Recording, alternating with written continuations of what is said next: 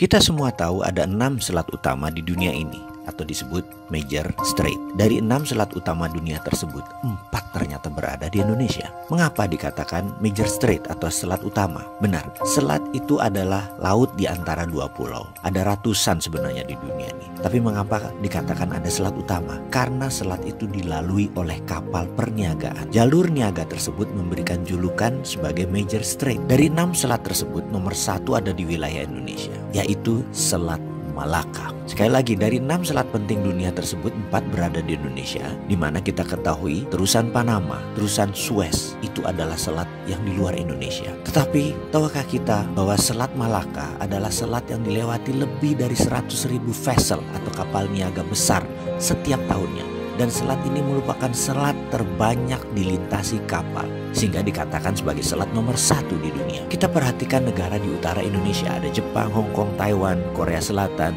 Cina, di mana semuanya adalah negara produsen besar di dunia.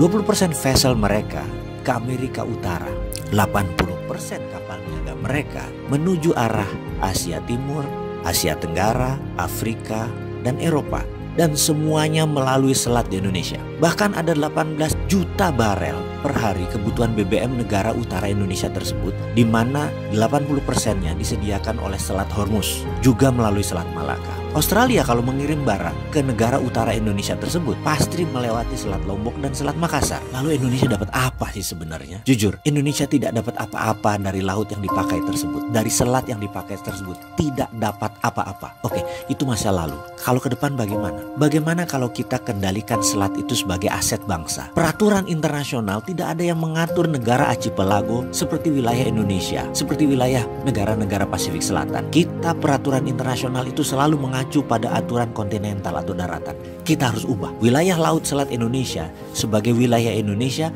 dan Indonesia memutuskan misalnya menutup laut tersebut. Apa yang terjadi? Dunia bisa geger. Australia lewat Papua Nugini kalau mau kirim barang ke utara. 4 negara utara Indonesia, Cina, Jepang, Korea, Taiwan, muter lewat Papua Nugini. Tidak usah pakai Selat Malaka, nggak bisa masuk lewat Natuna. Atau kalau mau ya melipir lewat sisi Thailand dan melipir lewat sisi Malaysia di Selat Malakanya. Pokoknya kalau mau melewati wilayah Indonesia, bayar asuransi senilai 1% dari nilai barang. Kita tahu barang yang lewat tersebut ada lebih dari 2 triliun dolar atau 2000 billion. Jadi kalau itu kita asuransikan atau kita pajakin versi kita dengan nama asuransi, kita mendapatkan lebih dari 250 triliun per tahun.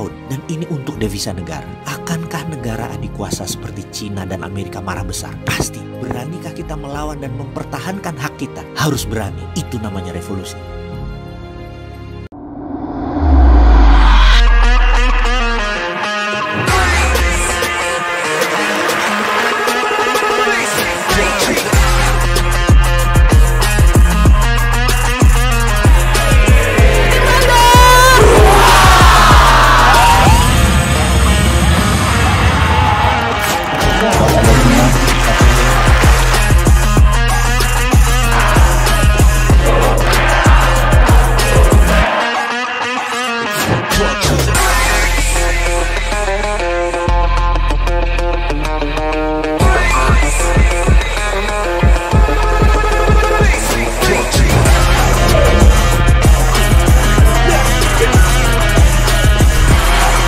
Halo.